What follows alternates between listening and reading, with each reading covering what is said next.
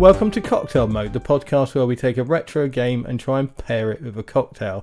Hi there, I'm Andy. Hi there, I'm Dave. Yeah, hi, I'm Mike Posehn, and I developed Desert Strike, Jungle Strike, Urban Strike back in the day, and it was a hell of a lot of work, I'll tell you that.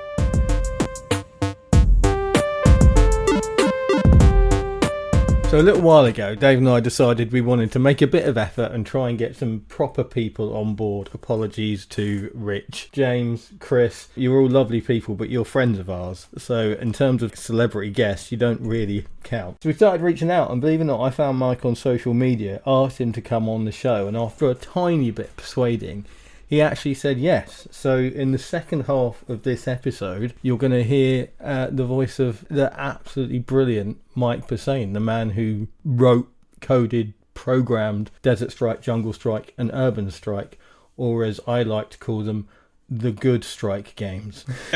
Or as I like to call it, the only Strike game. Because I only really think of Desert Strike as the one I've played. For me, it was definitely Desert and a bit of Jungle. Urban. Didn't play at the time. Played recently. Wasn't a huge fan. No, but to be fair, neither was Mike. No. But you'll hear all about that later in the show. And what we've got as well is there is a couple of moments to listen out for that is brand new, exclusive to Cocktail Mode information that Mike gives us. World exclusive Stuff that Mike gave us about the development of Desert Strike. It's absolutely brilliant. And what he also gave us was 6 or 8 scans, pages of his notebook from the time of developing Desert Strike, and they're going to be on our brand new Instagram page. You'll see the link to that in the description wherever you're listening, and you will see the amount of love and passion and sheer mental prowess that it took to program Desert Strike. It's absolutely fascinating. So when we mention in an interview later on about the scans that have been sent, that's what we're talking about. You can have a look at those yourself. Mike has kindly said he's happy for us to share them with you lot.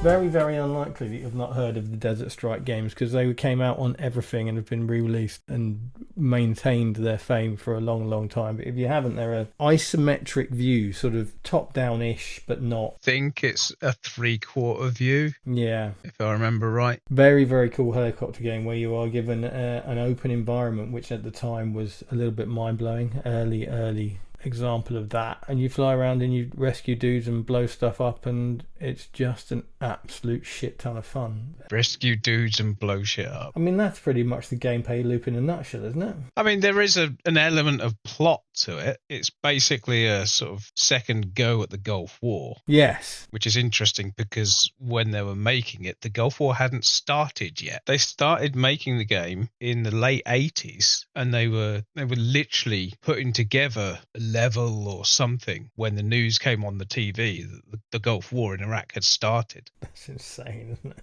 Because originally the game was going to be set in Beirut. It was called Beirut Breakout originally. Oh, wow. That makes sense.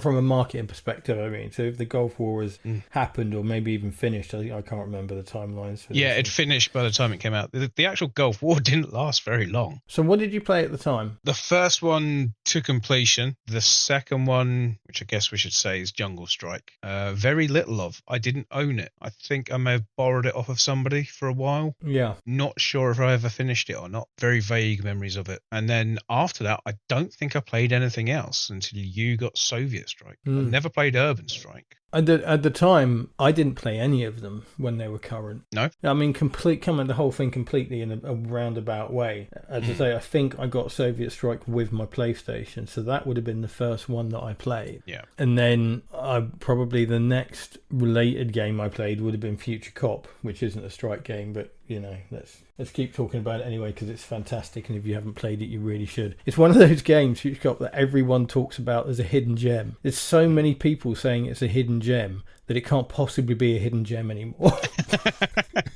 If everyone knows it's a hidden gem, just a gem, nothing hidden anymore. And I went back to Desert Strike after that. And Urban Strike I only played for the first time this week, and I've never played Nuclear Strike at all. No. Yeah, there's a game I had on the Super Nintendo called Desert something Fighter. But yeah, that was interesting. It was airplanes. I think you started in an A-10. But the same sort of view, that same 3/4 isometric view of the Strike games, but completely unrelated. And I had that when the Desert Strike games were around. I'm pretty sure maybe even you and other people, and when they saw it on my SNES, were like, oh, it's just like Desert Strike. When I'd been, is it? No idea. It was called ASP Airstrike Patrol in America on the Super Nintendo only, which, for everybody ever naming anything, when you do that, basically you've called your game Airstrike Patrol, Airstrike Patrol. You don't put the acronym and then what the acronym stands for.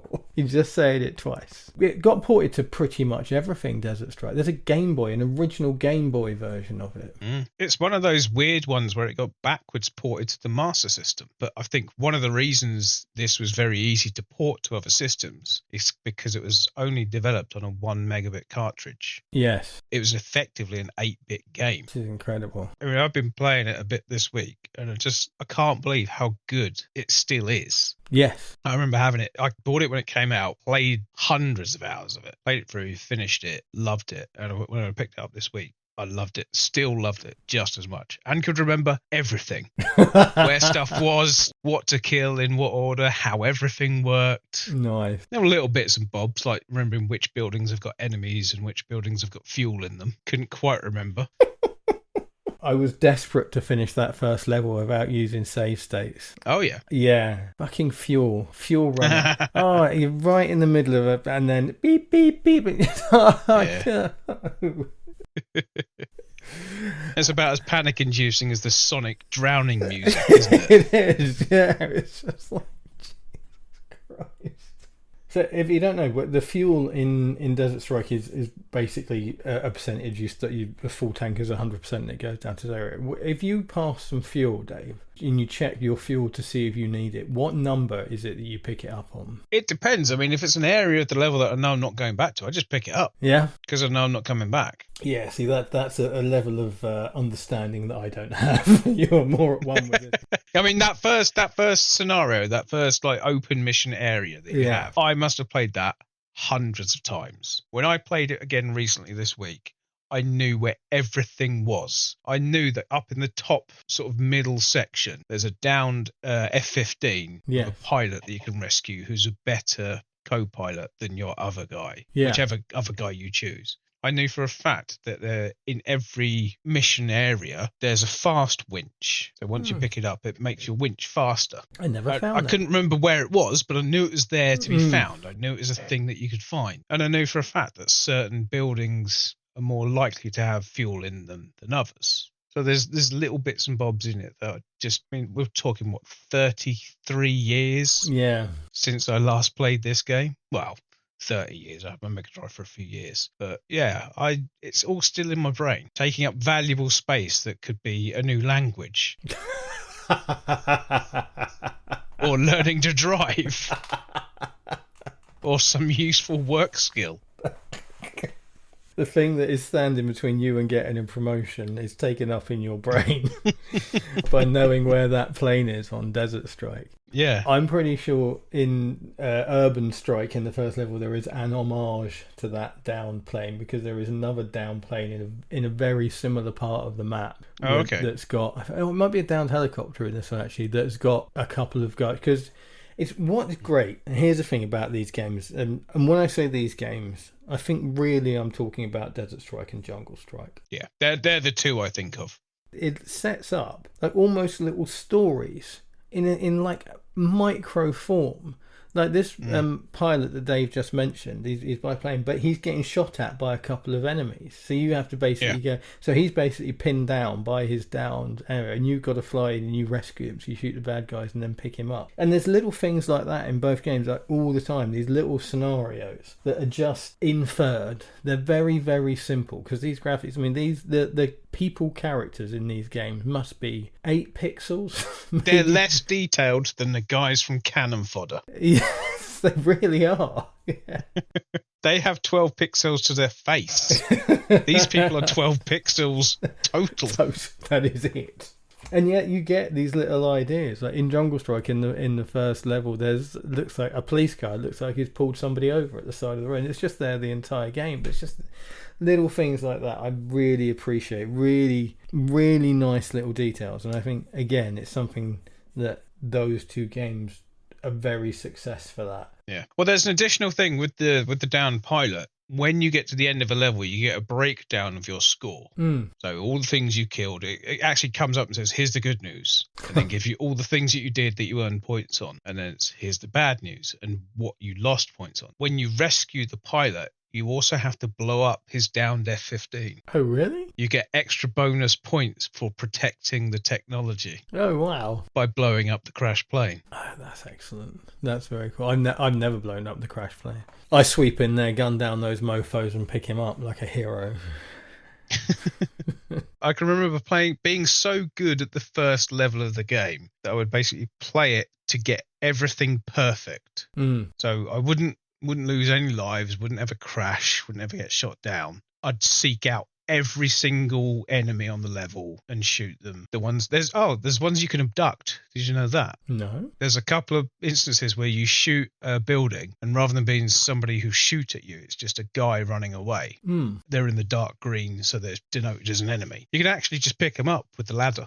So you can actually abduct enemy soldiers. That's cool. Yeah, one of the airfields where they're running to get in the planes. Yeah. You just pick them up. That's you don't cool. need to shoot them. That's very cool. I like that. But yeah, this is what I mean. It's this level of detail and craft I think was just slightly missing from the later games that I've played. It didn't seem from the couple of levels of Urban Strike that I played, the nuances that made the first two games so good, the challenge loop, the need wanting that one more go, having it just difficult enough that it didn't drive you mad, it made you want to do it again, is kind of missing. And these little vignettes, these little stories and things are missing as well. It just is a game that is nice. It's nicely surprising, I think, is what it is.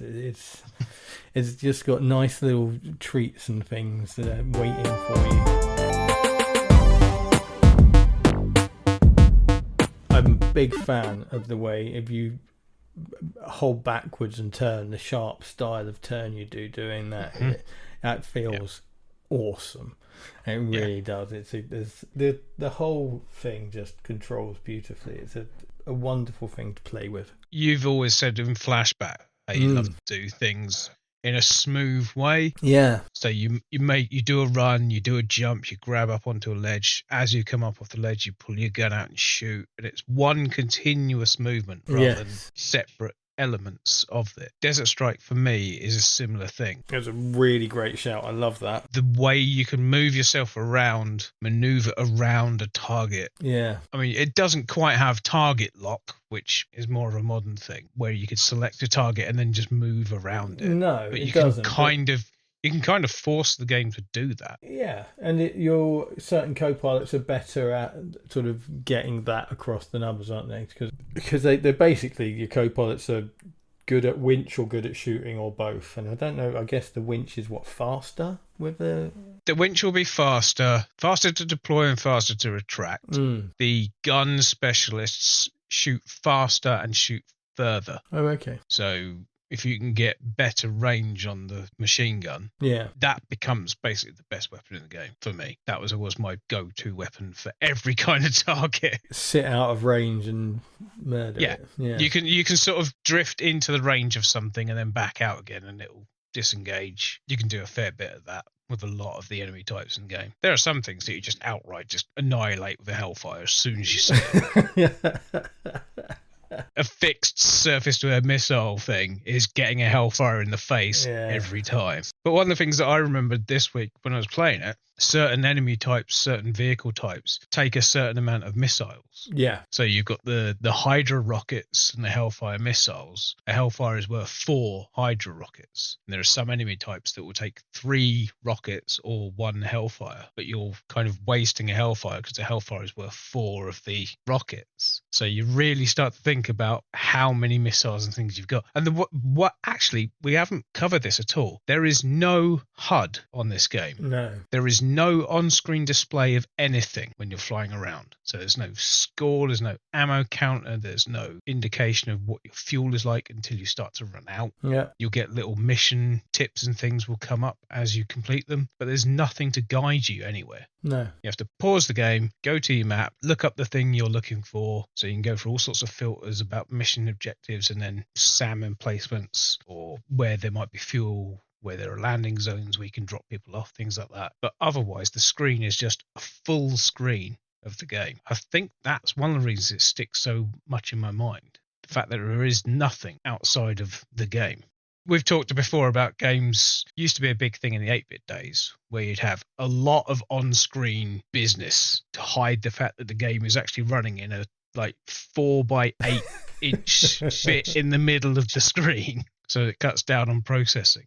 But Desert Strike is just brilliantly full screen. It's one of those things jumping around a bit that is really noticeable playing Urban Strike is how much simpler it is. That strategy element is taken away a bit. There's so much ammo and fuel, and the pickups are, relentless. The winch works quicker, and it all feels like it's less challenging, really. I completed the first level of that without saving, no problem at all. It's a bit of a shame, I think, how it is. I won't say dumbed down, but it is definitely becomes less complex. I think Jungle Strike is probably about the same as Desert Strike, but Urban Strike is definitely a simpler game.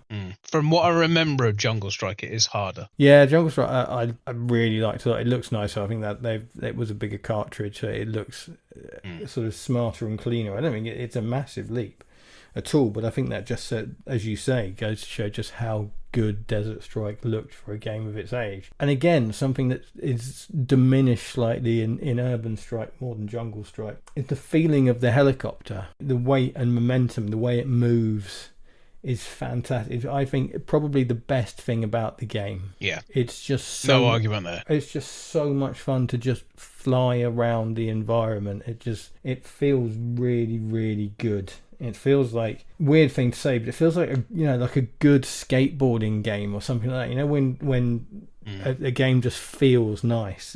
That's exactly how it feels.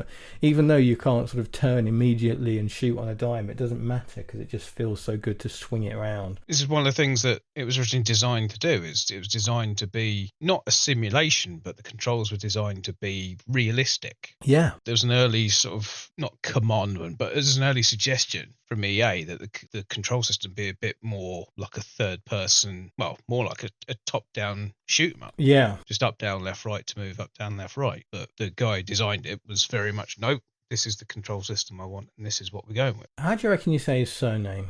Posehn? Posehn.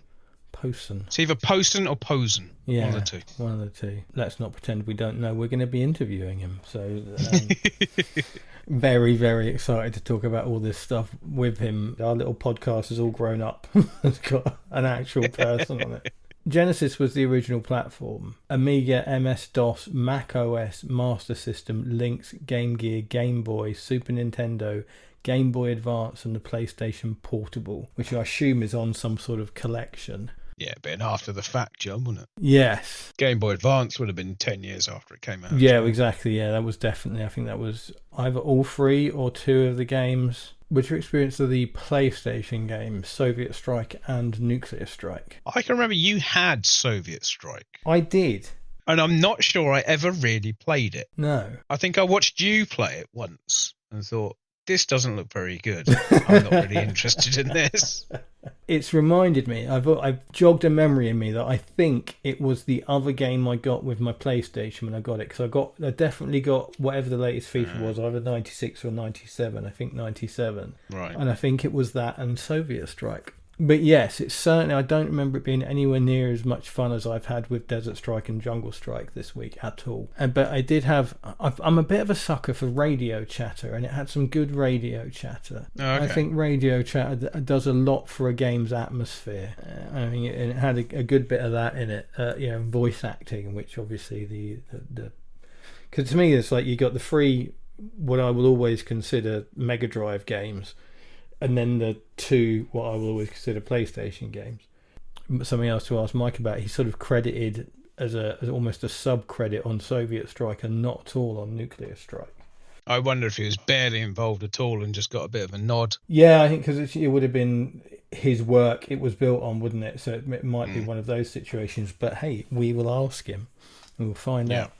It's one of those series that I think its trajectory is quite common in games. You get an early game, as you say, it was basically an 8-bit game. It was a small cartridge. It was a bit scrappy. Then it was polished up for the sequel, and then things start to go in the wrong direction, either very steeply or very slowly. It's very, very common in games. You could say that it's the case with Tomb Raider, all sorts of games. It seems to happen with, and I think from what I can tell, pretty much the case with the Strike series. It's not just games though, is it? It's a general thing. Movies, very similar thing. But for me, I think with the difference with games as opposed to films is films usually, obviously there are exceptions, but usually the first film is the best and then it starts to usually creep downwards. Whereas with games, it's quite often the second one is the best, because they basically take all the work that they've done on that first one and polish it up and do new things. Here's all the stuff we wanted to put in that first game but had to cut out because of technical constraints. Yeah, because we were given a one things like cartridge. that. Yeah, no, absolutely. Yeah.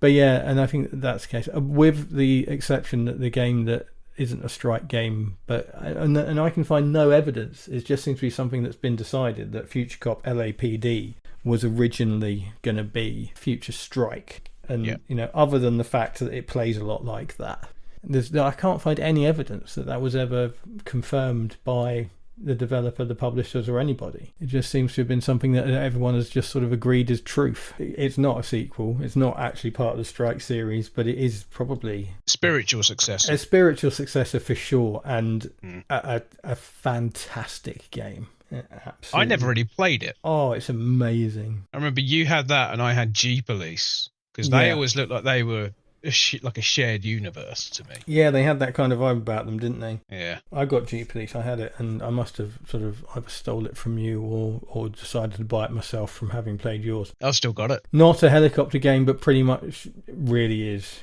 Yeah, pretty much. you're a hovering thing that looks exactly like a helicopter, other than the fact it doesn't have rotor blades. If you haven't played the G-Police games, they're fantastic. The draw distance is minimal. Laughable. Yes, laughable, but brilliantly in G-Police 2, Weapons of Justice, they wireframed into the distance. So in the as the environment, full 3D environment, when it was far, far away, it was all done in wireframes and then came into proper view as you got close to it, which is a fantastic solution. I think that's really clever. Really, really cool. It's better than fog. Yeah, it's the future. Everything's smoggy. Yeah, that's a good way around it. Yeah, absolutely. There's way, way worse than the PlayStation. The N64 had some games with just the most insanely short draw distance. One of the Star Wars games is actually a really, really good game. It's got it's just appalling, almost unplayable, the draw distance.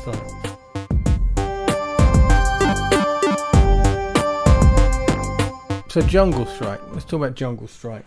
You said you played it, but only a little bit. Yeah, I haven't got much of a memory of it. I can remember borrowing it off of somebody or possibly renting it. But either way, I think I only had it for like a weekend. I mean, that's not a game to have for a weekend, is it? Because these games are, like most games of the era, bloody hard. Yeah, it take weeks to figure out. Yeah. But again, as I say, I think that it's particularly in those first two games, from what I've played at least, you just want to. It's got a great hook. One of the main things for me would have been if I was still playing Desert Strike and still as good at it as I was, I'd have walked into the sequel well prepared. Oh, yeah. Rather than somebody who's just picked it up for the first time. Absolutely. So if I did play it for a weekend, it might not have been as hopeless as you might have thought.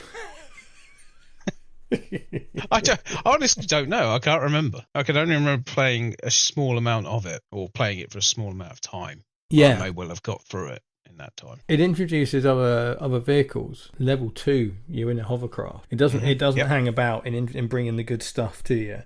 They don't never feel quite as good as the helicopter. Already said, the movement of the helicopter is genius in these games, but they're fun. I'm playing that level with the hovercraft, just being baffled. So if you've not seen it and played it, so the level starts and there is a massive, great big bridge running sort of where your helicopter takes off, sort of at an angle across the screen. And I was like, followed it the entire length of this bridge, going, there's got to be a gap in a minute. I can't get anywhere. What's going on? But yeah, it turns out you need to get in the hovercraft and go under the bridge like any normal person would. I've always found that anything that's really complex and takes time to learn, if you have a small window to play it, you're never going to get anywhere in it, really. No. And you come away from it thinking, I didn't enjoy that. Yeah, I know. That's like Unirally on the SNES. Let's not go down that one again, shall we? That's got to be at least the third time you've got upset about me caning you at Unirally on this podcast. Well, it makes up for all the other games that I absolutely kick the shit out of you these days, like Speedball 2. We don't talk about Speedball 2. But anyway... You're right. I mean, you are right. These games, if you had it for a short amount of time, I think even sort of knowing that you only had it for a short amount of time, you'd probably play it and go, well, I haven't got time for this shit. To go and play something you know and understand. It's a thing we talked about way back in NBA Jam. One of our earliest episodes, NBA Jam, we talked about how people talk about how old arcade games were designed to take your money. But the first part of that is they've got to be fun enough for you to want to put your money into them. Saying that they were so hard that they gobbled up your coins, if they weren't fun, they wouldn't gobble up your coins. So it was actually, this is what I'd said in the episode at the time, people throw it away as like, oh, it was just designed to eat your money. And that almost like that's a really basic thing to do. But hitting that point of being fun enough that you want to throw more money in it rather than so difficult that you just want to walk away is a hell of a balance. And I think the balance on Desert Strike and Jungle Strike in particular is you're always so fucking close to getting that. you go again. You just go again. I was up very, very late playing Desert Strike trying to clear the first level without using save states. It's a very, very addictive game and it's just so much fun to play. And there's some really fun new styles of missions that Jungle Strike brings in. So even on the very first level where you're flying around basically a very simplified version of Washington, D.C. with the White House and all the monuments and all that. But there's levels where there's cars with bombs in them rushing towards monuments and you've got to knock them out before they get there.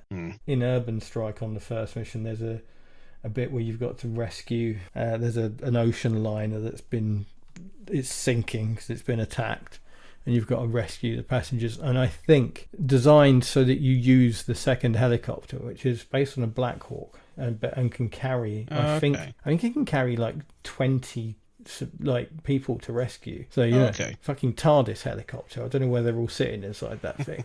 Without getting it, I don't think it's possible to do the mission because there's a time limit on it. So it says you've got to go and do it.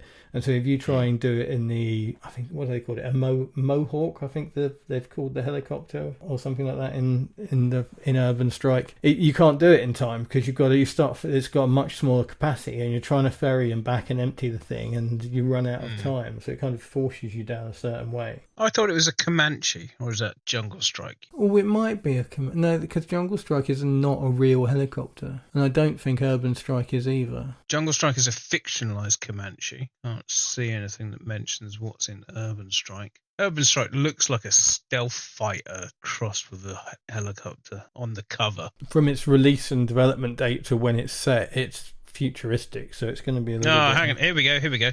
The main model helicopter used in the game is known as the Mohican. That's it. Which is designed for speed and combat. A larger, heavier model called the Black Hawk can be flown during the first two levels. Yeah, interesting. Is that Black Hawk not based on the real Black Hawk?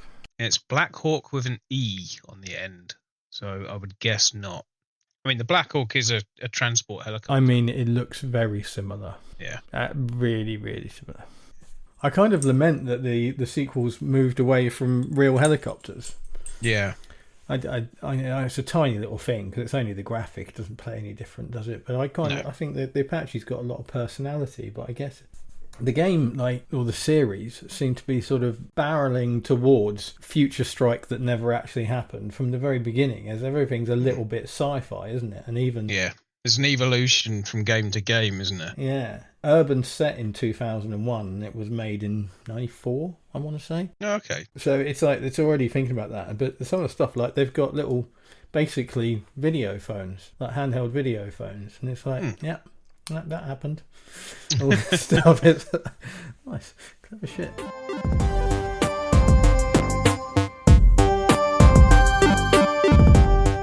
Let me have a little chat about Future Cop LAPD. This will be entirely you, because I've never played it. Yeah, it won't take long either. I'm not going to go into any great detail about it. So it is purported to be the game that Future Strike became. So the Future Strike was touted about, never happened as a strike game, and then this game Future Cop LAPD comes out, and you can see the lineage there. It would make sense if that's where it came from. But you pilot a walking robot, a 209 looking thing that transforms into a hovercraft. And it's a mission-based game. As the name sounds, you're sort of enforcing things. You're given missions to go and crowd control at a very basic level. And it's got a chat. And I mentioned earlier how I like radio chatter in game, and it's got a good amount of that in it. And it's just a really brilliant little game. And it just piloting the thing around, the walking robot thing, it's just very, very cool. It's very, it does what Mike didn't want to do. It does control from a third person perspective in the third, so you do rotate the screen around you as you play it. You don't, and it weirdly, every time you do it cuts to a little close up. It's quite annoying. So the game sort of pauses, for lack of a better thing, and you get a close up as it transforms rather than do it in real time in the game. I don't know why that is, but it's a really, really great game. Brilliant looking, plays great, highly recommended. But it's also got a sub mode. I can't remember what this other mode's called, but it's basically a two-player. You can play it against a computer, but almost like tower defense-y, one-on-one tower defense type game. It's a completely different game. It couldn't be more different to the rest of the game. It's weird. I've never heard of this. So it's like sort of a strategy game where you sort of have to move the little walk thing around the level and activate points and build things. I don't remember it in too much detail. I'm going to find out what that mode was called. So like a little sort of tactics game. Absolutely. But paid in real time with like in-game graphics, and it was just very, very bizarre how different it was to the rest of the game. Because the rest of the game, if it was Future Strike and you were playing a walker rather than a helicopter, then that pretty much sums up what the game's about. And then there's this other version, this different game in there as well that couldn't be more different. It's called Precinct Assault, and if you've ever played the game Herzog 2, it's very similar to that, apparently. I mean Herzog 2? No. Zwei is German for 2. I know, but I'm not German, so it's Herzog 2. Every time I see Herzog 2, I always translate it into Herzog 2. I've done it for years. Going down a bit of a rabbit hole. Herzog 2 is an early real-time strategy game that predates Dune 2. Sequel to Herzog. That's because it's fucking Herzog 2. You're not wrong, Dave. Herzog came out for the MSX2, the PC-8801, and the Sharp X1. That's a distinguished list of computers I've never heard of. Fucking hell.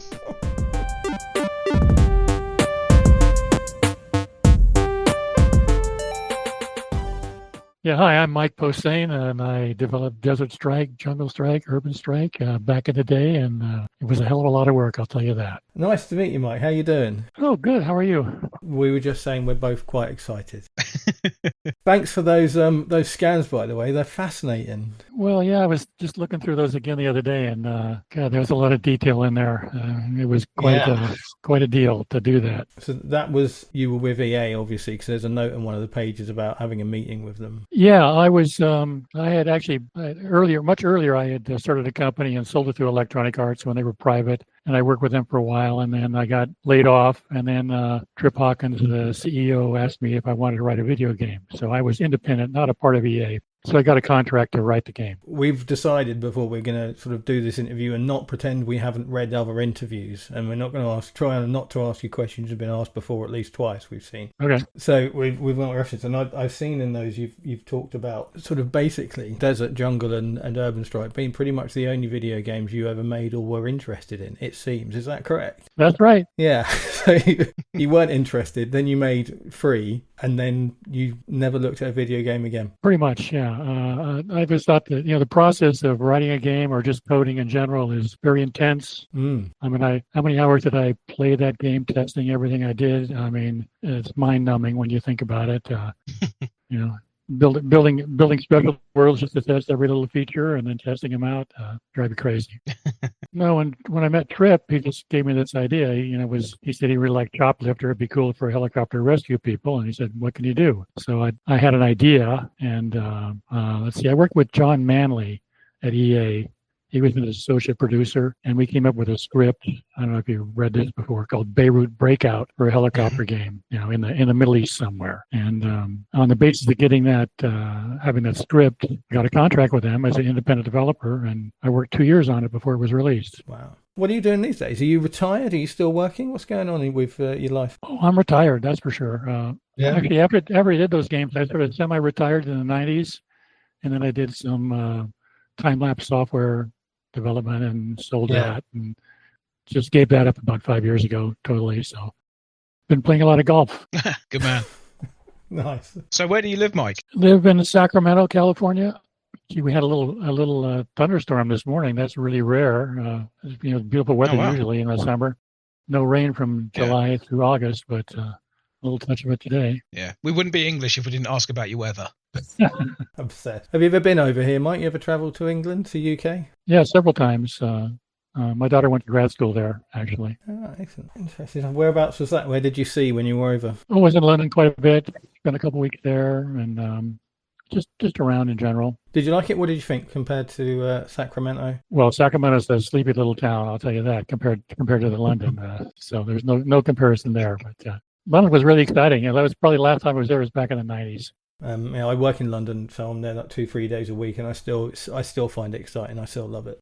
Me and Dave quite often talk about how we've been around. So we started on 8-bit computers rather than gaming consoles, because that's what we had in the UK, and we've seen a lot. We've seen the internet come and gone. We've seen it go from 8-bit to whatever it is now. But you've been there from the very beginning, right? When were you at university, Mike? What decade? 64 to 74. I was 10 years at University of California, Berkeley, all through undergrad and grad school. And I remember when I first started, it was computers were the mainframe in the computer building, and you would take a deck of cards and submit them, and the next day you'd get a printout. That's my initial contact with computers. And then one day in grad school, they had a mini computer in the basement, and actually I was able to go down to that, sit down on the chair, the console, feed a paper tape bootstrap into that computer, and create some software that drew charts on the screen, and I thought to myself right then, someday everyone's going to have one of these. I had no idea what they're going to do with them, but I saw the vision. I saw it was coming. It's coming. Share videos of cats. Yeah, right. The greatest communication tool the world has ever known. And what do we use it for? Cats. But so, do you remember hearing about things like Space War, like the very earliest games and things like that? Oh yeah. In fact, I was working at Lawrence Livermore Laboratory in Livermore, California. I don't know if you ever heard of it. It's a nuclear weapons lab, actually. And I was writing software for mini computers for shock and vibration testing. And when those games first came out, the technicians there saw that how the interface between moving. There was Lunar Lander, I think, was the game, and how you could use keys on the keyboard to move the lunar lander left or right or up or down or whatever. And they said, "Oh, computers will never be able to control anything. These are analog guys." Visionaries. Right. Sorry. Like 3 years later, you're landing on the moon with one. Right, exactly, yeah. It's one of those things that in your lifetime, I see this is a smartwatch, which is more powerful than the computer that put men on the moon. Right. You've lived through all that, Mike. It must have been fascinating. Yeah, it was quite a journey. I'll tell you that. The first software I sold, it was for the Sol 20 computer, an 8-bit computer, 8080 machine, and I was making floppy disks and printing out manuals, and I'd take them over to the Byte shop in Sunnyvale, and what became Silicon Valley, and they'd put them in their little glass counter and sell them. Imagine that, selling software. That was before there was a software business. What was it called before it was Silicon Valley? Just the peninsula. It was just nothing. Presumably it was just empty, wasn't it? Well, Fairchild Semiconductor was there. The original semiconductor companies were there. But, crazy. Did you know many people doing that, Mike? There weren't very many. I would go to the National Computer Conference and just try to talk to people. And actually I started my little company called Organic Software, and I had a booth at the West Coast Computer Fair in San Francisco. That was a big deal every year. That was like eventually it became, CES in Las Vegas. Right, it was wow. before CES, what can I say, very cottage industry at that time. So, Yeah. But made a lot of contacts there. We didn't know, sort of looking through. I mean, this is even more back in the UK. There was quite a thing of what they used to call bedroom coders, which was basically kids writing software of all sorts of games and anything, and then taking them to much smaller scale versions of what you're talking about. So, and that's where the computer industry in the UK started, which remains, one of the biggest computer industries in the world, and that's how it started. And it's fascinating to hear. I've never heard before that was going on in America as well. It's always felt like a uniquely British thing. Well, actually, I had a couple of products. One was called Datebook, which was a calendaring program for the CPM operating system. That was before DOS. I don't know if you ever heard of that. But and I had Milestone, a project management system. And so a lot of these companies were developing they said, well, we got to get in the computer business. This was before the IBM PC. And I remember Toshiba had a computer. Hewlett Packard had a computer. I'd make OEM deals with these companies. They wanted software for their computer. I made OEM deals with them, and they'd publish my software, and I'd get a cut. So it was a one-man operation, basically, but it got me going. Yeah. Basically, what we're saying is you had the skills and you had the drive, right? And that's a lesson for everybody, I think. I wish I had more skills and more drive. Be more Mike. And the means and the opportunity. And the talent. Then living in Southern California in the 60s, that would have helped. Yeah, well, hey, now we're in Northern California. Southern California is a whole different thing, okay? We're Northern California. Okay. That big rivalry, is that a big thing? Yeah, people in Northern California don't look favorably on people from Southern California. Let's put it that way. It's like the south and the north of the UK. Yeah, probably, yeah. Geographically, I think it's about similar as well. Yeah, probably very similar. I assume, based on the credits, that you were only really involved with Desert Jungle and Urban Strike. Yeah, I had a minor role with the others, but the other ones, yeah. So, bringing back to those, what's your favourite memory of that time of working on those games? Gosh. You don't get a much more open question than that, do you? Well, I'd say my favorite game was Jungle. Finally, we had enough resources in that cart to do a much better job graphically, and so I was really pleased when that came out. And disappointed that Electronic Arts didn't give it the full A title treatment. They apologized to me afterwards. They really missed the boat on that one. Did they give you a reason for not getting behind it? Because Desert Strike was a massive success. Right, just the judgment call in their marketing department, I guess. I don't know. Well, yeah, because it's got that the subtitle speaks of lazy marketing, doesn't it? To me, anyway. So to call it Jungle Strike, the sequel to Desert Strike, because it's like just in case you didn't realise, this is a sequel to that game you loved. It's not ideal. But I should say that there was a real intense process running those games, and I mean I was working 7 days a week for 2 years basically. When I did go on vacation, I'd take my computer with me and I have a dial-up modem to contact EA to give updates, and I mean it was just really intense. But we had a lot of good times when I'd go down there to meet them, and we talk about scenarios of the game. John Manley, Rich Robbins, Tony Barnes. good group of guys. That was always fun. Just hashing out, scenarios for the game. That was cool. Do you keep in touch with any of those guys still? Oh gosh, it's been so long. That was over 30 years ago. So they all gone our separate ways. It made me think. We were talking about that level of work. There was it hit the headlines in the last, I would say, decade or so about crunch and the pressure on people when it comes to hitting release dates for games. And there was sort of big news in the last 10 years. And you're basically saying that's been going on forever in the industry. Oh yeah, I mean we would joke about that amongst ourselves, like we were burnt. We were toast. Oh, you want me to do that? I'll do that. No, it's my spare time at 2 a.m. It's like it was just a constant grind. You're trying to meet deadlines. There are deadlines all the way through. It's not just the final, version, but there's milestones you have to meet, on your contract. So a lot of pressure. Yeah. I thought, and tell me if I'm wrong, I don't want to offend you, but I thought it showed with Urban Strike. I played it for the first time in the last week, and it just seemed a little bit less polished than the other two. Oh, yeah. I was disappointed with it. I didn't like the idea, the whole premise of it. I didn't really care for. So, and trying to do an isometric view in a city, come on now, there's buildings are too damn tall. Yeah, yeah. I think you're right. I think Jungle might be my favorite. I think I played Desert Strike the most, but I think having replayed Jungle recently, I think it's my favorite. What was yours, Dave? What was your favorite? Were the two, really? I had Desert Strike and played it almost continuously for about a year, and never owned Jungle Strike. I think I only borrowed it off of somebody's. So I knew it was out there and I knew it was good, but I just never owned it. To this day, I've still never played through to the end, I don't think. Well, I've never sat down and played them through either, so it's like... Well, no, I assume you've probably played in played isolation. Every part so many times. Yeah, you've played bits of it hundreds and hundreds of times, but never stitched it all together, have you? No. So you're on the record of some of these other things about the whole getting out of the helicopter, you really not being on board with that idea at all. Yeah, that was just a whole different genre. A very successful one, apparently, going forward, but just was not my thing. So, and the graphics were very limited on the Sega Genesis. And you really couldn't do 3D. Very little. It was just all sprites and scrolling backgrounds.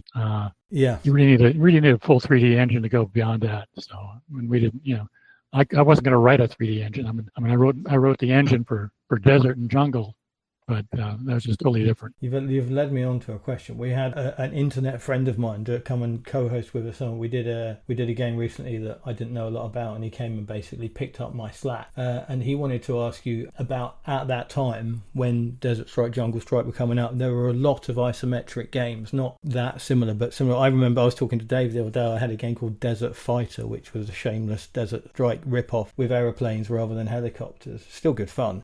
But there were a lot of isometric games. And he wanted to say, was there in the industry, were people sort of looking to 3D and seeing it coming and trying to sort of fill the gap with things like isometric and quite early polygon style games? Well, which is the first step toward 3D, really. It gave the illusion of 3D. So yeah, that for sure that was coming, when we had the power to do it. I mean, were people, they were still happy to work on the isometric and that sort of thing, or were they just thinking if we waited, we could do a better job in full 3D? Well, when I was doing Desert and Jungle, EA had made a big commitment to Sega, and that was really all they were focused on at the time. What can we do? What can we wring out of this machine? Well, we got this great contract. We got to make hay. So, I wasn't looking forward. I wasn't on the planning or anything with EA where they were going.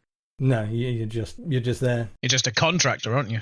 Yeah. It's interesting that EA made a commitment to Sega because it's EA's non-involvement in the Dreamcast that a lot of people see as one of the reasons it failed. Yeah, I was reading more about that just yesterday. I didn't realize how much went on with the Dreamcast and everything and EA. So there's quite a story there for sure. Yeah. Yeah, there really is. Staying on EA for a while, did Tripp stepping down as CEO and leaving have any effect on development, or was he just not really sort of in direct control of anything? Well, I really can't speak to that. I was there really early on when they were private, up until they went public, the early 90s, and then once I left, I really didn't hear much from them at all. So I don't know what the internal politics, what was going on, but it just became a really big operation, and Larry Probst was the CEO for a while there, but I don't know. I know Tripp did start 3DO, and I invested in that actually, but so much for that. Nice idea. There was a bit of a crazy time. There were so many. There was the 3DO, wasn't there? There was the CDI. There was the PlayStation. There was the the Saturn, and I can't think of another time when there's been so many similar powered machines all coming out and fighting for the same space. So somebody wasn't going to make it. Right, there's only going to be one winner, really. Yeah. How much research did you actually do on the real life Apache helicopter? Or was it just, here's the model of the helicopter I want to use, and that was it? Well, I chose that helicopter because it was just a badass helicopter. I mean, just looking at that thing, I mean, if you want to fly one, that's the one you want to fly. Yeah. Yeah. So there was no choice there. But I had this big coffee table book, all the world's war machines or whatever like that. It had all the helicopters in it, all the ground fighting equipment, mechanized equipment, and that's where we got all the vehicles for the game out of that book. They made models from those images. So I bought it for my son. He's poured through that thing. He probably memorized everything in that book. Yeah. How often did you watch the Nicolas Cage movie Wings of the Apache during development, if at all? Never. I wouldn't go out of your way to do that, Mike. It is not very good. Despite having a great cast, it's got Nick Cage, Sean Young, and Tommy Lee Jones in it, and it's still awful. Yep. Oh, gosh. Basically, a very budget Top Gun knockoff with an Apache rather than an F-14. Yeah, it's not the best. Looking for all the various interviews you've given before, and you've mentioned a piece of software that you designed and sold to EA called Get Organized, which is like a planning application. Right. Which didn't do very well. Do you think your career path would have been slightly different if that had been a massive success? My path with this whole thing from the first time I sat down with a computer in the 1970s, through the 90s, was just here or there, just zigzag through. There was no overlying direction, just software. What can you do with software? So I started out with productivity kind of software, and then went to creativity kind of software, then entertainment. So just followed opportunities as they came along. There's no grand plan there, but you just have to be ready for something when something comes up. That's basically it. Did you see Desert Strike as a bit of a gamble? Oh, for sure. Oh, yeah. I was a few years without a paycheck, just running on advances against royalties. So that's a big risk. What was this profit split like on Desert Strike? Did you make a massive amount of money out of it, or did you just sort of get by? Because EA obviously made quite a bit. Did pretty well. Okay, I'm not going to say more than that. No, I wouldn't expect you to. No, we don't want numbers. Just I'm glad it was well worth the risk. Okay. Yeah. It's nice to know you did well out of it, considering how great a game it is to play. It's still so much fun. Oh, good. I'm glad that you were well rewarded, basically. And the legacy is still going strong as well. Have you seen any of the tribute games that are coming out based on it? I really like them. They're really cool. I love to see it.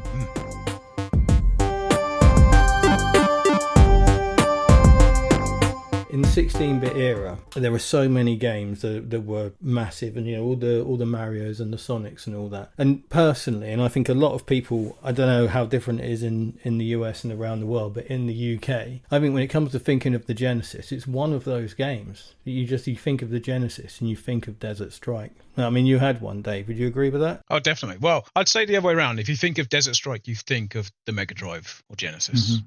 I don't really consider it to be anything else but a Mega Drive game. Which is weird, because I never even knew there was an Amiga version until last week. Yeah, they did some ports, that's for sure. Oh, did they? I've actually got the Amiga version of Jungle Strike sat behind me. I bought it the other day. Just came up on, I get a mail shot from a website over here, and I saw that, and I thought that's just serendipitous. I'll have to buy it.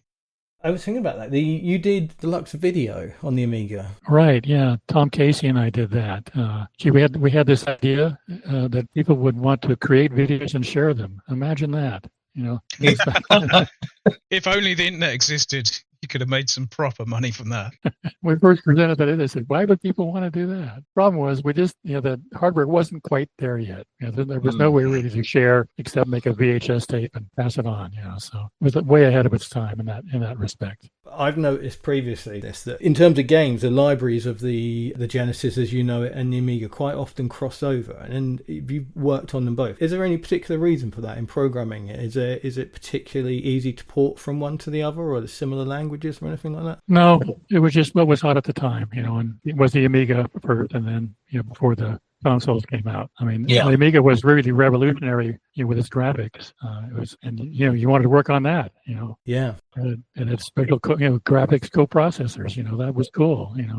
They put the bits around for you. We did an Amiga special episode because it's its 40th birthday this year, but it's very much just us getting excited about old games or an hour and a bit. You're right. It felt at the time revolutionary. The Amiga. It's one of those machines that just felt like I remember back and seeing screenshots in magazines compared to our 8-bit computers, things like the Spectrum and the Commodore 64 that I know weren't so big over in America, but seeing that leap forward was incredible. Well, we were lucky enough to have machines in advance of the release, to develop on. So that was really cool to be working on this top secret project, couldn't really talk about. Very nice. Were they still calling it the Lorraine at that point? I don't Lorraine, was that one of the versions of the chips? I'm not sure. I think that's what they were calling the Amiga in development. That's what I forget his name now. Have you talked to R.J. Michael? Haven't tried. Yeah, he's quite a character. We dealt with him a lot at Amiga. That was a pretty intense little shop they had going there. I'll tell you that. We could visit them. Excellent. We'll have to put us in touch. Just what we do now. We're networking. Yeah. Who was the evil genius who decided to put enemies and fuel in the same building when you picked it up, or when you blew up a building? It wasn't me. Good. I'm glad to hear it. How far into development did you decide that fuel and ammo should be a limited resource, or was that an idea from the start? Well, you have the mission, and you have to put some constraints on it, so you have to do things efficiently, basically. So just makes you work a little harder to find your way through. So there had to be limits on everything. I likened the audible warning that you get when you're running low on fuel to the music that plays when Sonic is about to drown. It just makes you panic. It doesn't inform you. It just makes you panic and die quicker. Well, you got the idea was you have to explore the world first, find out where things are, and then try to figure your way through it. That's exactly what you were saying, isn't it, David? Yeah. I don't do that. I've got a terrible memory. I forget where things are all the time. So just following on from Dave's question, the no fuel consumption over water, was that a decision? Because it feels like a bug to me. Well, I think it's practical. It's like there's no place to get more fuel anyway, so you're out of luck. So it was a decision to make it so that you didn't burn fuel over water. I don't remember deciding that in particular. I mean, I'll take your word for it. That's true. It's in the manual. Well, that's a real easy one to program. I'll tell you that. So I went along with that one. My assumption is, was it because you didn't want to input an animation for crashing into water? Well, that would have cost a lot in terms of ROM. To have that graphic in there. I don't know if you realize how little ROM there was on that first card. On the card it says not a lot. 8 meg. You know what 8 meg means? 8 megabits, not megabytes. Yeah. I couldn't believe it when they put that on the card. But the Jungle Strike was bigger, you said, and so did it make it easy? Did you have to change much? Go back into the base program and change a lot because of that, or was it you just built on it? The same engine, the same engine I built for Desert. So we just had much richer graphics. More graphics and richer graphics. It was 16 megabits, not 8. Huge. We had only 64K of RAM. And 64K video RAM and 64K programming RAM. So a lot of it was just spooling things into RAM as you move through the world. It really is incredible what you were doing. And that, tell you what, there's the feeling, the momentum, and all that. We saw in the screenshots you sent of those pages some complicated calculations for momentum and movement, accelerate, all that. And then I was quite annoyed when I realised there's a button in the menu to turn it all off. I mean, that's a lot of hard work, and that's to me the best thing about the game is the way that helicopter moves. And that's not me being hyperbolic. I could happily fly that helicopter around with nothing else to do for hours on end. It feels incredible. So thank you for creating that. So when someone comes along and said, "Can you put a switch in to turn it off?" Is that annoying? Yeah, I did. I spent so much time on those equations of motions. Okay, I've got a PhD in mechanical engineering. I know dynamics. Okay, and I wanted that to be really solid and good. and I'm really happy the way it turned out. I thought it had a great feel. Yeah, you absolutely nailed it. It's so much fun. To this day, when we were talking the other day, I talk about a game called Flashback and the way it just feels great to just move around the world, and the Tony Hawk skateboarding games, and they just feel so great to just move around. Was it the same in Urban Strike? Was it changed at all? Because it felt to me a bit stiffer. It didn't feel like it was quite. Was there? Did you get feedback to say make it easier or make it less fluid? There's just not much you could do with that stealth fighter. I'm sorry. It's just the engine was built for a helicopter. It's just I did not care for it at all. It worked pretty well on a hovercraft, that engine. I say that's still quite good fun to buzz around in. Yeah. Staying on the movement aspect of everything, there's mention on the notes that you sent us of climbing and descending. What was the plan with that? Was that part of the game that never got implemented, or something that got cut out? Well, it just complicated things if you really got too high. So there's very limited altitude change because you had such a limited field of view. If you got too high, you have to keep your shadow in the image at the same time to really know how high you are, right. And then you restrict the movement. You can't see as far. You try and keep both those elements in on screen at the same time. Presumably an impact on performance as well, I would have thought. Yeah, and really not that much need for it either, I don't think. Well, the whole concept of helicopter combat flying is that you stay at low level anyway, don't you? Right. So nap of the earth. Looking through your notepad stuff that you sent us, the stitching of the areas of a level that would be basically loaded into a RAM as you were flying, and as you moved, that would kind of rotate around the outside of what you can see. Right. So it can load it into memory. And I found that fascinating because I presume that's how large open world games are made today. The direction you're moving in, it renders exactly first, and then as you spin around it, that area of rendering moves around with you. But back in those days, I guess you were breaking new ground on things like that, weren't you? Well, yeah, just that how the field changes as you just rotate the helicopter around, looking in different directions, just so that you see farther in front of you than behind you. So, and then spooling everything in. Nowadays, I can imagine they have tons of memory to work with. Come on, that's like limitless compared to what you had. In terms of tools that you used to actually program and make the game, what machine were you using to do all the coding on? Using a Mac with a special umbilical to a programmable cartridge that's plugged into a Genesis. So all the development was done on the Macintosh using their assembler and linker. So it was all the code I wrote was all in 68,000 assembly language.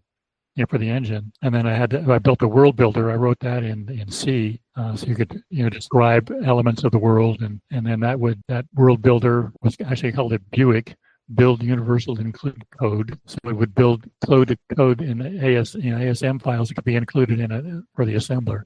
So I built an engine and a world builder basically to create those games. Because they're made on like a patchwork system, aren't they? The grids of each level. So you can individually sort of take out a section and put another section in and play around with the level. Yeah, that's just the input to the world builder is just a big markup file. You're defining different objects and their graphics and where they're located and notes on their behaviors. And I didn't have to code up all those. John Manley would work on that.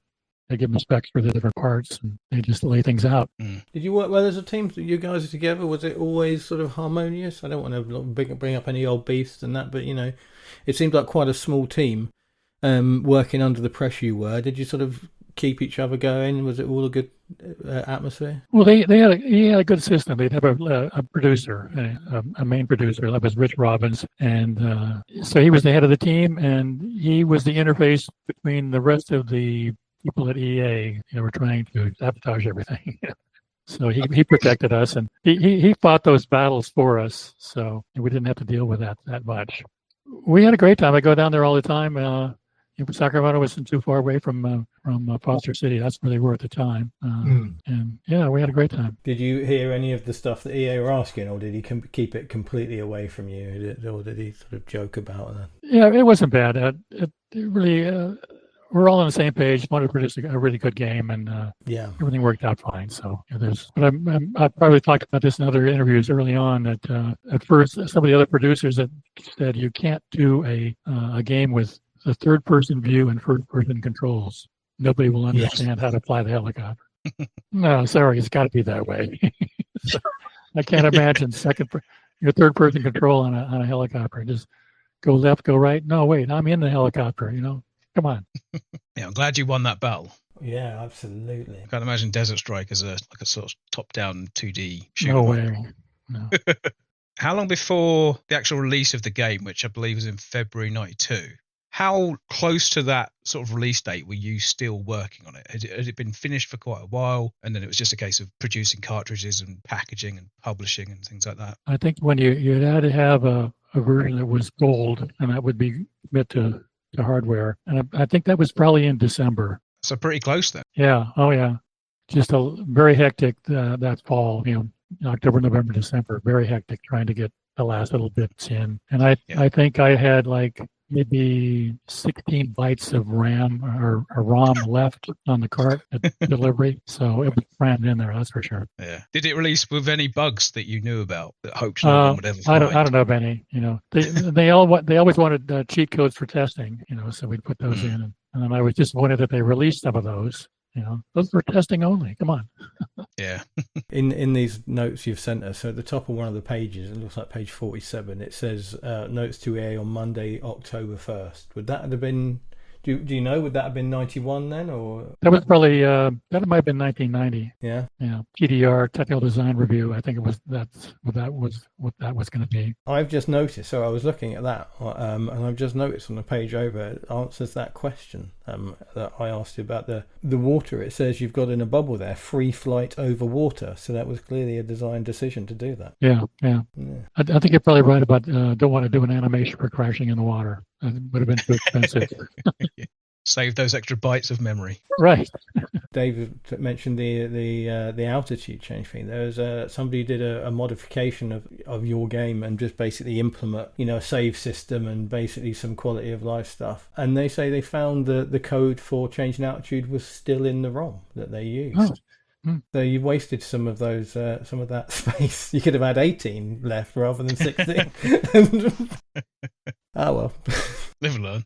Were you ever, as the series went on, were you sort of involved at the same level? With Desert Strike, as you said, you wrote the engine and all that sort of stuff, and that was reused through the game. So your involvement in Jungle Strike and Urban Strike must have been slightly different. Yeah, the engine, well, I'm sure I worked a lot more on the engine, but there were always new things they wanted to do, new features they wanted to do, so we'll have to figure a way to do that, or new animations to put in and how we're going to do that, the post-mission animations. If you look behind me on the wall, see those things? Yeah. Could just make them out. They're like framed games? Cartridges, yeah. Excellent. Electronic Arts would hand those out for like platinum equivalent records or whatever. So, lovely. So is that Desert, Jungle, Urban, and Soviet? You've got 4 there. No, there's 2 deserts. Oh, okay. 250,000 and one for $1 million. Gold and platinum. Yeah.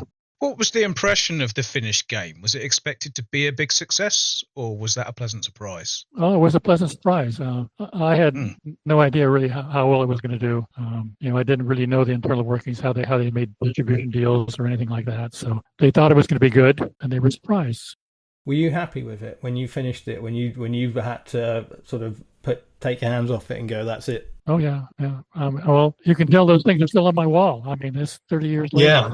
I mean, it's a big deal, and I was very happy with the whole series. Really, I was really lucky to be able to do that. Do your kids, grandkids, do they play games? Are they aware of them as games and your involvement in them? Actually, my son and his friends were like 12, 11, and 12 at the time, so they were early testers. They were really jazzed by the ability to do that.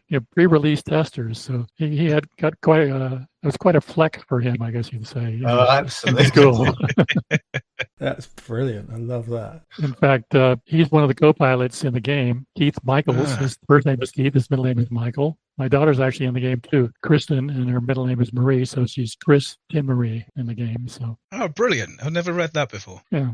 That's excellent. Love that. As we've just been talking about, Desert Strike come out and was huge. Were you signed up to do a sequel fairly quickly, or did they wait until it had sold millions, or was it part of the deal in the first place? What was the situation? I think we made a deal right when it shipped, to do another one. That just, Jungle just took one more year, so right. That was a lot easier in that sense. And we, knew how to lay it out. And, we had the experience together, knew how to plan for it, so. It was a much more streamlined process. You'd hit the ground running on that one and really start straight away, yeah.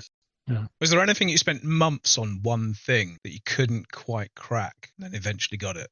Well, I spent months on the helicopter, just the views of the helicopter. How many different positions they would have to turn, and how many different rotations and everything, just to make that smooth and just to get everything smooth. I mean, it had to be smooth. Yeah. That's where I spent the time. Yeah, because I'm just looking in your notebook. You've got the various possible angles it can face, possible levels of roll, pitch, and yaw, right? And then you times it all by all of those, and it ends up being just a lot to think about. And then different yaw angles, you can just flip the image, from the previous ones. They were saving memory by just flipping the image. So, all sorts of tricks. Yeah. But those, I was really happy with it. Just to look at the helicopter too, because I think it was Joe Sparks made the original model of the Apache, using a 3D modeling tool with excellent shading and everything, and then reducing it down to that size and still looking good was really. I was really happy the way it looked at that tiny size from a big model. So a lot of effort went into making that thing look good. The later games, since you sort of fictionalized versions of the helicopters, how did you feel about that? You said that the idea of using the Apache was because it's such a badass thing, and you couldn't be more right. And yet in the sequels, they're not real helicopters. It's not something I love. How do you feel about it? Yeah, I didn't pay much attention to it really. I just went on about my business. Electronic Arts, I started with them when they were like 50 people. Probably by the time I left them and left dealing with them in the 90s, they were really big. Okay. And development team were big teams, and just there was no fit for me there. I'm just a lone wolf. So I didn't look back. Let's put it that way. Yeah. No, I think some of the modern EA games, reading the credits would take longer than playing through your entire game. There were thousands of people. Oh, and then design reviews. Oh, come on. Sitting at a table with these people critiquing your code. Come on, I'm an OG. Give me a break, Was there anybody technical enough to actually understand your code, or were they just seeing the output of that code? Yeah, but it was a struggle. I guess they're more corporate, more organization types, and I wasn't. So hard for me to fit in with their checking the boxes and I don't know, their requirements. Let's put it that way. They say, well, how are we going to test that? Well, build a little world and test it. Big deal. Come on. Leave it with me. I'll sort it. I got it. Yeah. Oh, I tell you what, there is something I wanted to ask you. How aware were you, because I'm aware it was after your time with the company, I'm aware of the concept of Future Strike? Yeah, that was Tony Barnes' idea, and he had some pretty good plan for that, but we could get approval from corporate. I'm not sure why. I don't know what was going on there. Yeah, it's an interesting one, because Dave found that at the end of Urban Strike, at the end of the credits, there's Nuclear Strike, sorry, the last of the 5. There's a little advert for it, and it's been assumed since, and I can't find anything to back this up, a hard evidence, that it became a game that is released and available called Future Cop LAPD. If you look at them, they play very similar, but basically in Future Cop you play as a walking robot that transforms into a hovercraft. And in that little video at the end of Nuclear Strike, it is a walking robot. I can't find anything that actually says officially this is the game that started off as Future Strike. Well, let's put it this way. I had a little legal disagreement with Electronic Arts after Sylvia Strike came out. Right. There's some bad feelings there, okay? So I wasn't really privy to a lot of everything's going on there. So, but... That's fair. We won't press you on that. I did get a judgment, but you don't want to deal with those corporate attorneys. I'll tell you that. Oh, I bet. I can't imagine. That must be very, very stressful. Yeah.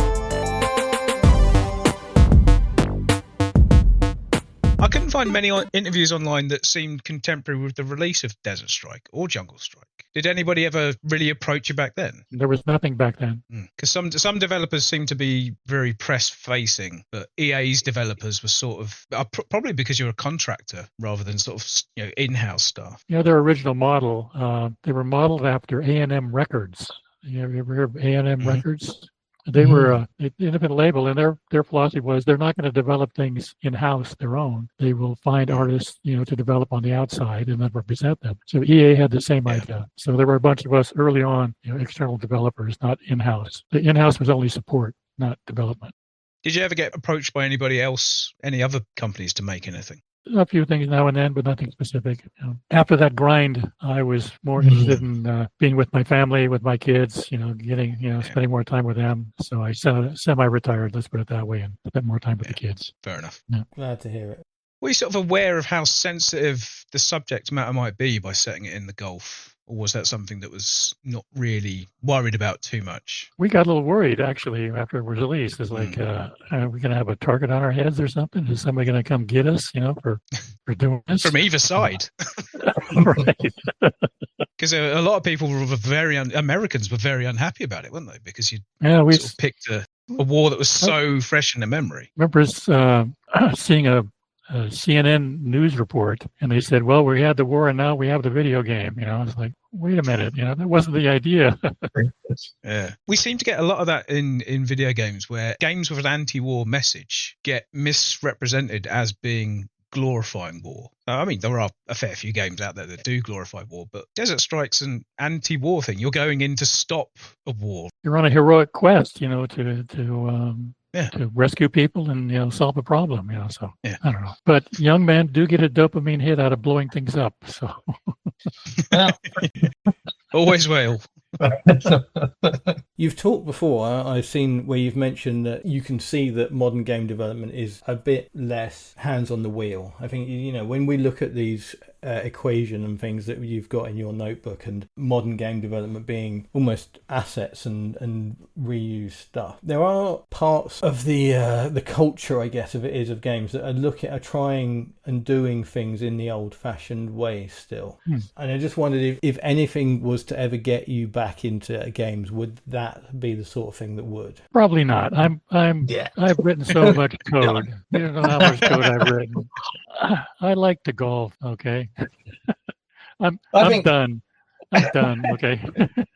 Yeah, I think when you can point to that picture on your wall behind you and go, I did that, I can understand why you don't need to get involved again. Yeah. I am intrigued with this AI, how you can describe a game and it'll create a game for you. Is that really working? I'm not sure about that. It's on its way, I think. Developers are required to describe and justify any use of AI. If you look at a description of a game on Steam, it'll have this game was, or certain elements of this game were used creating AI. So usually it's things like just images and bits and bobs like that. But I think as long as you're told up front that some of it has been done by AI, I don't see it as an issue. Mm-hmm. Yeah. I mean, if you just use AI to do your testing and do your bug checking, something like that, I've got no issue with that. That makes sense. But to create a whole game, I'm not sure that would actually work.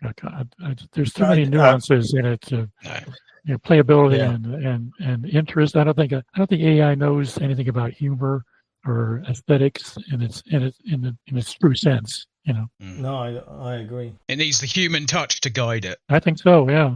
And it's interesting how it's bad press currently. There was a remaster of a point-and-click game called Broken Sword, which was also from the 90s, late 90s, 97, 98. They just used it to tween the animations. They used AI. They created all the art and they just used AI to tween the animations, and it blew up in their face. It was all over the press. Wow. They were upfront about doing it, and it really blew up in their face. It really didn't go down well at all. So I think hopefully, there's a healthy amount of skepticism about all new technologies. I would rather it didn't stand in the way of advancements, but right now, when you see stuff made in AI, it's pretty ropey. You can always tell. Yeah. Well, the images definitely. Well, I see some of the examples, like Elon's posting some examples that Grok did, and it's like, okay, you did that, but so what? I mean, that's not interesting. It's like, who thinks that looks good? Hopefully, it will get used for some good at some point, but currently, it all just seems a bit gimmicky, doesn't it? Yeah. Complete swerve. What was it that took you into time lapse software and stuff like that? I mean, it seems like quite a swerve. Is that something you're personally interested in, or were? Yeah, probably. I was making stop motion animation movies back in the late '60s with my little Super 8 camera. So, oh wow, just stop motion was sort of a cool thing, I thought. And still is. Yeah. The ones I did, there was no editing involved. We didn't have any video editors, of course, in the '60s. So you had to shoot it one shot on the film. So I had a camera that you had to tap the record button and it would record 1 or 2 frames. You just tap the record button, get a frame, tap it again, get another frame, and just build a movie that way. I mean, it's pretty pathetic, really, but it worked. Yeah. Is that what led you to make deluxe video? Probably, yeah. I had instant video, from that. So, but then, the Amiga had that video capability, which was really enticing. So let's do something with that. So I was looking for one of my, when the Amiga first came out, we did the first deluxe video. We got, as souvenirs, we got these little plastic, I don't know what you call them, little trophy kind of things, the 3 different coprocessors that were internal to the Amiga in epoxy. Oh, cool. I was looking for that. I got us kicking around here somewhere. That's brilliant. Anyway. Yeah. Good days. Dave, you put a note on our questions that the world record to finish Desert Strike is 32 minutes. Yeah. Wow. Wow. Yeah. That's insane. I mean, I can probably finish the first level in 32 minutes, but not the whole game. I think it speaks to how much people love it. I think it was what that says. People just, it is. I hope you sort of appreciate what you created, Mike, because it is a massively loved game and it is got such a great reputation out in the world of what we call retro games. It is one of the big ones. It's something that people really love. Well, I really love it, I guess. I encountered, young men of a certain age, and just about everyone will remember that game, and that really pleases me to realize that, that is so cool. And my favorite was this fellow in Argentina. He became a helicopter pilot because he loved that game so much. He's emailed me a couple times. It's really cool. He runs tourist helicopters and those big waterfalls now. Oh, wow. Oh, lovely. It's cool. That is so cool. Yeah, your game, you can say that your game is life-changing. How right. Well, there's much of a bigger deal than that, is there? Right. Yeah, that's at least incredible. One guy anyway. Yeah. Surely one's enough. I was going to say one's enough. Right. That's brilliant. That's a great story. Do you follow any teams, any sports teams, Mike, at all? Football, baseball, basketball? Well, of course, locally there's the Sacramento Kings, which is not a very good team, and then the Golden State Warriors just down the road. So we're always watching for Steph Curry, see what he's doing. And of course the 49ers, and just started watching a little more soccer because my grandson is playing a lot of soccer now. He's under 14 group, so he's on a club team traveling. So that's sort of fun to get into. You got the World Cup next year, haven't you? Yeah, that's gonna be fantastic. Are you going to go? Maybe. If my grandson has anything to say about it, we probably will. Good on him. Yeah, absolutely. It's about time. It's about time the rest of the world got into soccer. I say the rest of the world, I mean America. The rest of the world is already into it. It's only America resisting. American football, really, there's not much action. How much time is actually spent doing plays out of the 2.5 hours? It's just a few minutes. Whereas in real football, they're running the whole damn time. Come on, Mike. You've just given us a quote for the episode. I'm joking, but it's something. It's lovely to hear an American say that because I've been saying that for years. What I love about your football is it's sort of vague. Like the ball went out over there. Well, sort of over there somewhere. So throw it in over there somewhere. I like that. In an area, yeah. Right. There's no chains, no precise measurements. It's more like what was the game like before you had technology? You just have fun. Yeah, certainly more fun to watch when you're actually in a stadium. Now you get like a 10-minute wait for a video replay to be analysed by 30 different people. Yeah. Dave and I went to a game between our two teams at the end of last year. Was it the end of last year, Dave, or was it earlier this year? It was the last home game of the season. Yeah. And we were literally sat in the stadium for 10, 15 minutes without a clue, nothing going on, no football being played, while some geezer in a studio somewhere watched a video to try and decide whether. And you get no update on what's going on. You get no feedback when you're in the stadium. It's quite frustrating. Yeah. My wife took the grandkids to Portugal and Spain last year, and they actually got to watch a game, Real Madrid, in the stadium, and it was insane. Nice. They said just insane. It was Portugal versus Spanish team, I guess, and. Oh, that would have been good. They just still talk about it. Just incredible. What's your favourite TV show, Mike? Sorry, we're just filling that. We've got you. We're not going to let you go. We don't want to leave. We're watching Landman now. Have you seen that? Landman. Landman. It's on Prime. He's a Texas manager of the oil patch. The workers in the oil patch. I think I've heard about this one. Yeah, I think I've heard about it. Is it good? You enjoying it? Yeah, I like the main character. What's his name? It's somebody famous, isn't it? Billy Bob. Billy Bob Thornton. Oh, that's a worth a watch. Love Billy Bob Thornton. Yeah, Billy Bob's a good man. Got Ali Larter in it as well, Dave. I know you're a fan of. Yeah, definitely. Yeah, big fan of her. What sort of music do you listen to, Mike? Just while we're covering everything. Yeah. Well, would you be surprised if I said classic vinyl on Sirius XM? Classic vinyl. I mean, there was great music back in the day, I'll tell you. I don't know much about the music now. Don't get me started. You got any favourite bands then, Mike? Anybody you're a big fan of? Well, let's see. Who have we seen recently? Well, we just go see cover bands now, basically. The last band we saw was a John Cougar Mellencamp cover band, and that was a fun evening. Just a small venue, and just about 100 people. That was cool. Nice. They do a good job? Oh yeah, very good. The lead singer was really good. That's the thing with cover bands. Sometimes they're better than the aging real version, aren't they? We saw Richie Valley, Four Seasons last year. They sort of had him propped up. He didn't hardly move at all. His lips were moving. He had 4 backup singers. They did a great job. Yeah. Being of a bit of a retro bent, I've got a good chunk of vinyl. I inherited some from my. I like a bit of big band jazz. I inherit a whole load from my wife's grandfather. There's so much I've barely touched the surface of it, but something special about vinyl, wasn't there? It's just something a little bit. It just puts you in the experience a bit more, I think. Well, you just think about back in the day, an album would come out, we'd go down and we'd buy it, we'd all get together in a room and listen to the whole damn album. I mean, does anybody do that anymore? No. I think maybe Taylor Swift fans, but that's about it. It was a cool thing to do. Yeah. That's the only, you just wouldn't hear it any other way. Or you'd go and see a band. Yeah. And then you buy their album afterwards. Right. You lived in that part of the world your whole life, Mike? Northern California. Yeah, the Bay Area. Well, I was born in Sacramento, went to school and worked in the Bay Area for a while, then came back to Sacramento. Sacramento's sort of a good location because you're like an hour and a half from San Francisco and the ocean, and you're an hour and a half from Lake Tahoe and the water and snow skiing. So Nice. Great place. You much of a skier?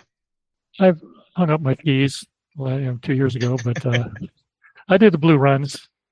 Okay, you dabbled. People picture the UK as being cold. We never get snow at all. So Not proper snow. Not proper snow. I mean, is there any skiing at all anywhere in the UK? Not really. No, it's a shame. But obviously, the coast, you're talking about being an hour and a half from these places. We're probably an hour and a half from the Alps in an aeroplane, really, when you think about it. I think we probably take that for granted. I'm 20 minutes from an airport, and that airport is an hour from Switzerland. So you just it's a bit more effort, I suppose, is the thing. Yeah. Dave, find something else to talk about. Got any pets? You got any pets, Mike? We got a 3-year-old. We've always had Labrador retrievers, but good choice. But right now we have a poodle mix. It's a Wheaton Terrier poodle cross. He's a woodle. 3 years old. You really love him. What's his name? Riley. We'll give him a dedication on the podcast. He needs one. Okay. On the Amiga episode, we found out that on the inside cover of the Amiga, it's got all the signatures of everybody involved in the production of the machine etched in, but it's also got the paw print of the main man's dog, Mitch, on there as well. J Minor, that's him. His dog Mitch is in there. Riley, I'm going to find a cocktail for this episode with Riley in it, Dave. Just so you know, mate, don't steal that idea. Mine is set. I got mine 2 weeks ago. Do you drink, Mike? Yep. I don't mean are you an alcoholic? I have a glass of wine every evening with dinner. Let's put it that way. I might have a beer with the guys after a round of golf. Nice. Have you ever, at any point in your life, had a favourite cocktail or had a cocktail that you particularly enjoyed? I've never had cocktails. My wife has them, and she tries to get me to try them. And the only hard liquor I ever have had actually is when backpacking. It's the most efficient way to have some alcohol. It's like, back in the icy areas, in the summer, you could go up to a snowbank, get some ice out of the snowbank, and pour that on some whiskey. That would, set you down for the evening just fine. Nice. Excellent. So if you never had a transfusion, that's a quite common golf bar 19th hole drink. No. You just like a beer. Yeah, Good sorry. man. No, it's fine. We talk about cocktails while drinking beer most of the time, Mike. That's how we do it. Pilsner for me. I don't go for these fancy things. Just Pilsner. Nice. Do you like red or white wine? Red, Pinot Noir every time. Nice. There we go. Local Californian reds are good. California, yeah. Mhm. Excellent. Yeah, well, probably shouldn't talk about this, but my ex-wife was quite the wine snob. Okay, and we had quite the cellar. So after the divorce, I sold my half and bought a car. Wow. Good car? Audi A8. Yeah, that'll do. Yeah, it's not bad. That's not bad in place of some wine you're not going to drink. Right. Well, when you have a Excellent. wine cellar, you have to drink it. It's like, but she was like a collector. Like, oh, we have this special bottle. Well, what the hell? Let's drink it. Come on. Yeah, what are you keeping it for? All right. Oh, Mike, it's been fantastic. Genuinely fantastic. Yeah, it's been really good. So, same time next week? Let me see. That's good with you. Excellent. Thanks very much, Mike. It's been an absolute pleasure. Really has. Okay. Very good. Bye-bye. Enjoy the rest of your day. Bye-bye. Cheers. You too. Bye.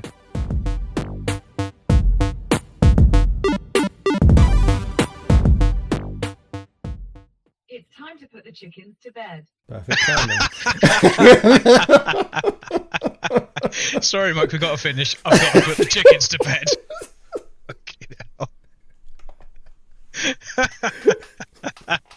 Oh, the time when that was ideal. That was great. That was really good That fun. was amazing. I'm literally buzzing.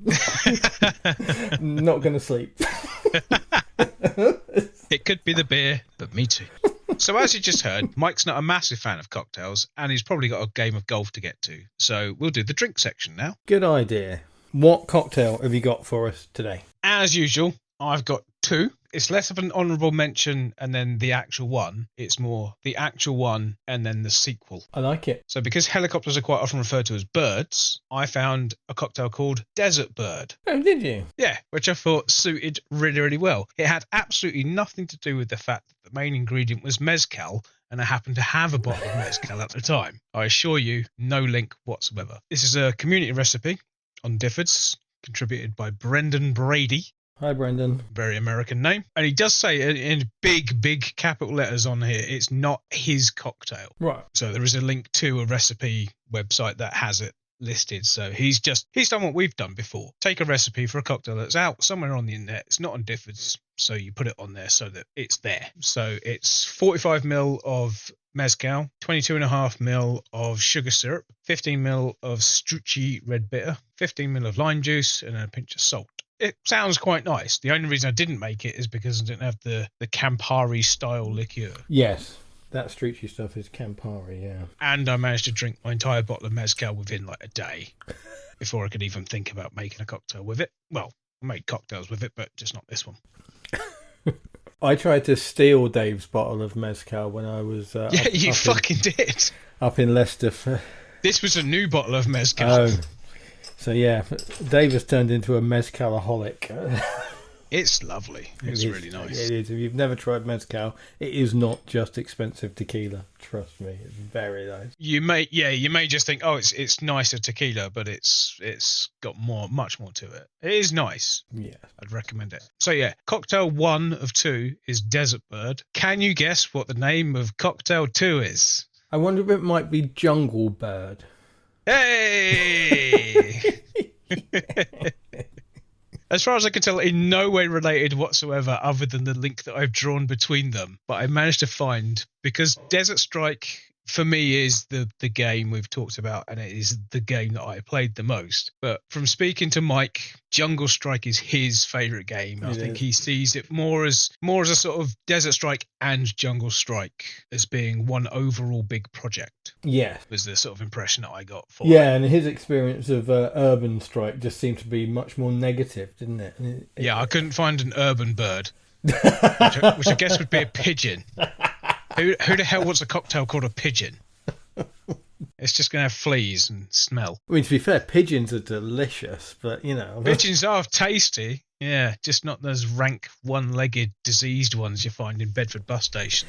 Yeah, that my wife likes to try and adopt every time she sees one. Ugh, grim. So anyway, the Jungle Bird is 45ml of dark rum, 15ml of Strucci Red Bitter again. I really should buy some of that stuff, actually. 45ml of pineapple juice, 15ml of lime juice, and then 12.5ml of pure cane sugar syrup. Huh. So not too dissimilar. It's rum rather than mezcal, but it's kind of the same drink. So I thought that was quite interesting because you've got Desert Strike is very much the building blocks that Jungle Strike was built on, and these are quite similar in terms of ingredients. Tenuous, Dave, but I'll let you have it. Fuck you. You will have to allow it because I'm not picking anything else.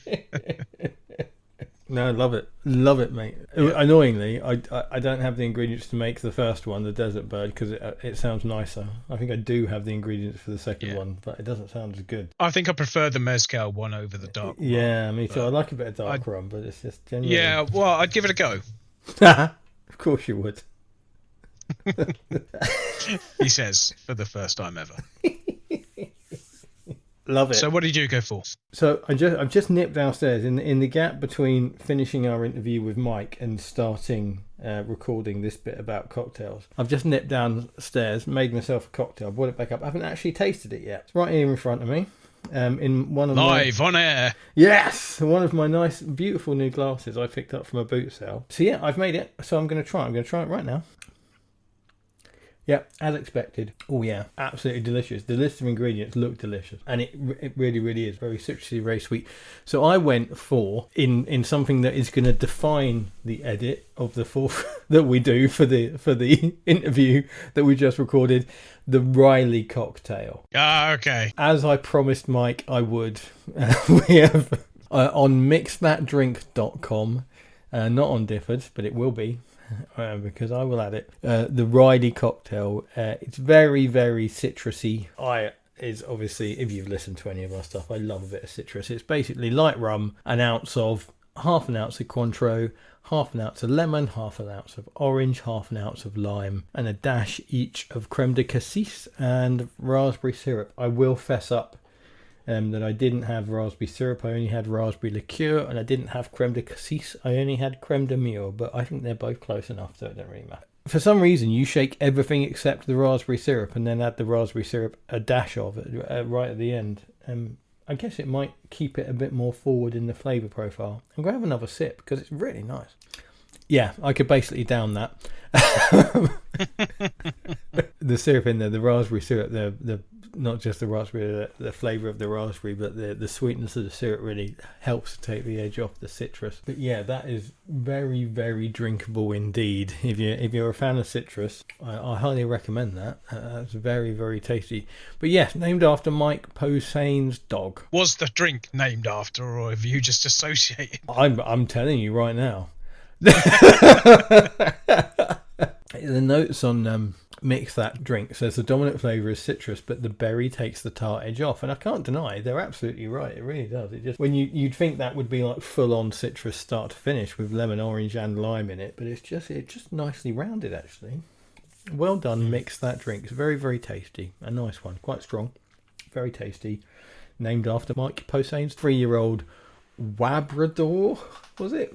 Woodle. It's a woodle. It's a woodle. Ignoramus.